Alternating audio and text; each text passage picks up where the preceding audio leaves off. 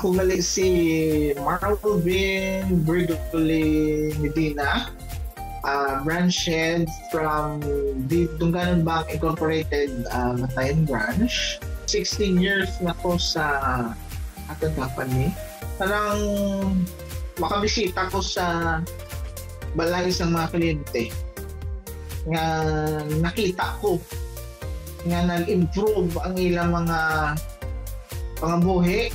Nagtatak din sa akon kanang mga emotional pagpasalamat sa mga member in many ways. Biskan crisis dira, biskan may kalamidad, ang aton company gahatag yung importansya sa tagsa para sa akon obra ni nga dala serbisyo sa kinahanglan nato ng mga kliyente.